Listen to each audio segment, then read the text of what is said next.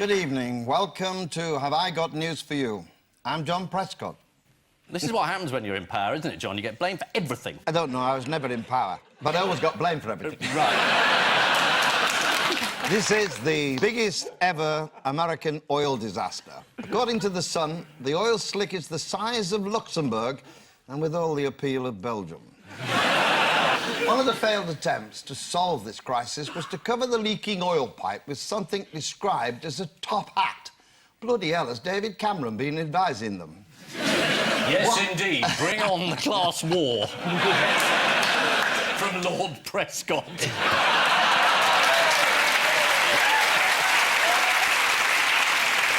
I'm loving this. The only reason I know I've been booked is to put a scouser right between these two. To try and get a little bit of balance. No, you've been booked to field the first punch. Have you got a name yet? Are you Lord Prescott of some... They usually make up some word that sounds like Terry Pratchett. I only read it in the press. There's been no official communication. Oh, I've misjudged you, so you're not going to become a lord. You've stuck to your principles. Well done, John. No, round of applause. Good. Well, in the old British system, you are summoned to that, and so far it has not happened. So you can't call me that, so don't kneel at the moment, perhaps later. You say that to all the girls.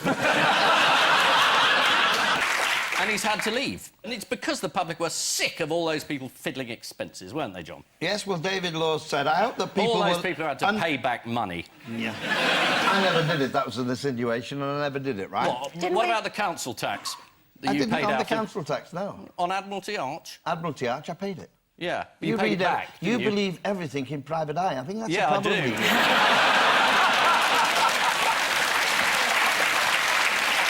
do. Didn't you pay for one of your loo seats, though? Was that... In the loo seat? Another story, totally untrue. I have never had the taxpayer pay for my loo seats. Just checking. It's true I bought 2 loo seats. The taxpayer didn't. Was it for the same loo? Pardon? What, a double-decker system? It's like top kill. Yeah. My trouble is I admitted to having bulimia and everybody thought it was connected to the toilet seat. So the toilet seats, you were quite clean on that one. It wasn't true that the taxpayer paid for those toilet seats. Whatever was said, it was cleared. Because some Tory reported me to the parliamentary commissioner, bastards. They looked at it and admitted it wasn't true. What about the mock Tudor beam, then? Well, the same with that. That was inquired into after a complaint by a Tory, and they said there was a replacement of rotten wood, as in other buildings, which was allowed under maintenance. Right. There he goes. So we didn't pay for the loo seat, but we did pay for a lot of other shit you did.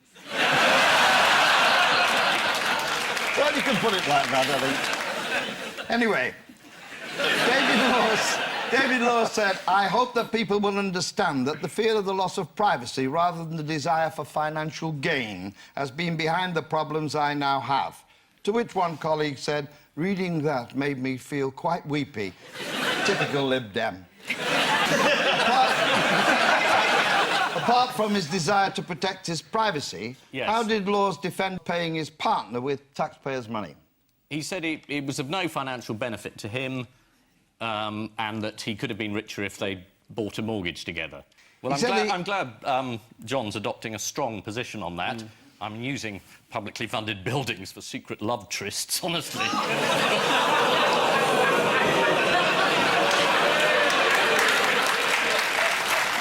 I just want to say, if the producers are watching, I'm not taking the first punch. Well, he's on my right, not the left. But he actually said they hadn't really been in a marriage. In a statement, Mr. Laws said, although we were living together, we did not treat each other as spouses. We did not share bank accounts and, indeed, have separate social lives. Certainly sounds like marriage to me. Some love. My point entirely. And the other political story this week is the dissolution honours list. Ian? Oh, right, yes. No, a number of very unlikely people have been made peers this week. Though, obviously, some of them haven't and have renounced it publicly on television. Which is good. because otherwise there'd been some criticism. Well, of course, the Commons lost. But are you going to take it? That's the big story. Well, when they invite me, I'll tell you. OK, and if you take it, will it be because your wife told you to? No, certainly not. Because I keep That's reading an insult interviews to my with wife. you. Well, that's the press. I told you, it's like private eye. You can't believe everything you read in the papers. But if you read an interview in The Scotsman in which they write down the words that you say to them and they seem to contain the phrase, either I will never take a peerage or my wife told me to, are we to assume you never said anything? Yes, untrue, that. Completely untrue, yes. all of it. And I tell you the trouble with journalists in the main, they get it all on the cuttings. They don't come and ask you. They see a... Were you not interviewed by The Scotsman?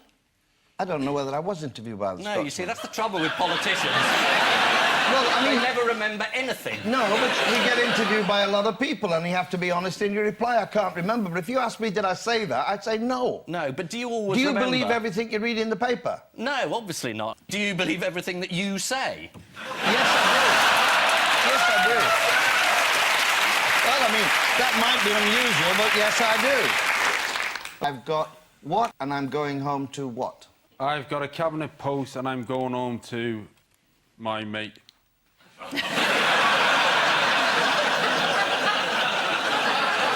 I've got caught out and I'm going home to face the missus. The answer is... But luckily, I'm going to become a lord. And I'm going...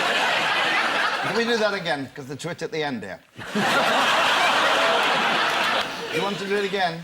Yeah, do it again. Yeah, let's do it again. OK, I've got what, and I'm going home to what? I've got caught and I'm going home to the missus. To be fair, when you're asked about the manifesto, it only came out about 24 hours ago, isn't it? It's a bit much to push these people to say, do you remember everything? John, perhaps you could talk us through the key Labour promises. I'll stop you when we've got enough. I've got the pledge cards. We delivered on this one in 1997 on every phase. Come and have a look, and we'll deliver on this. Everybody's got pledge cards. That. Yeah, OK. Do you trust politicians to deliver? Yeah, well, hold on a second, hold on. So, but you're all saying... Yeah, I can have a look and see how we delivered it. And then if you want the Here's other a one train too, ticket to Reading.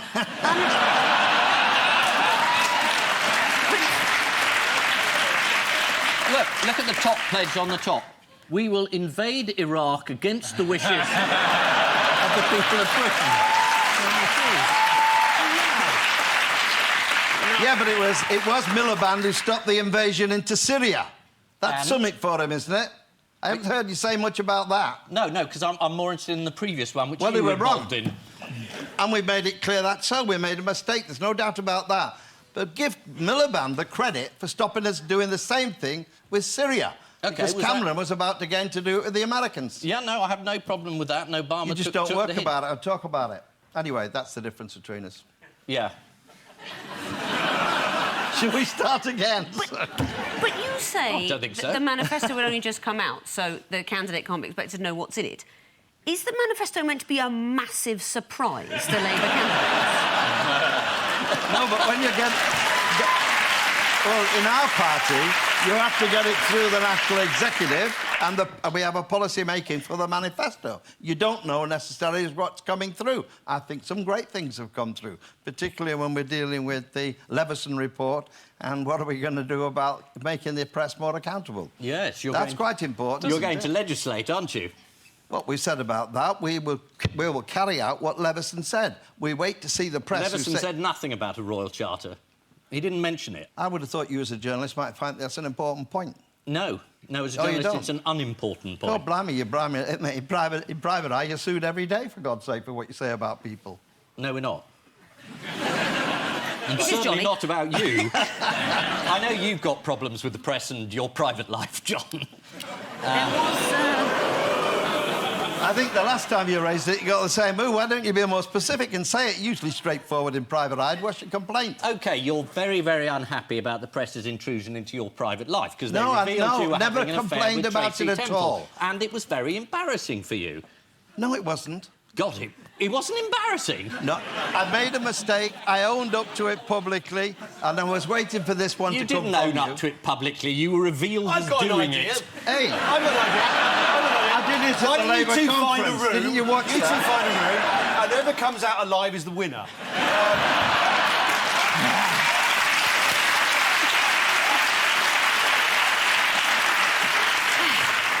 I don't think there's any doubt about that. Oh, it's a death stare. He gave me a death stare. It depends who's ordering the room service, I suppose, doesn't it, John?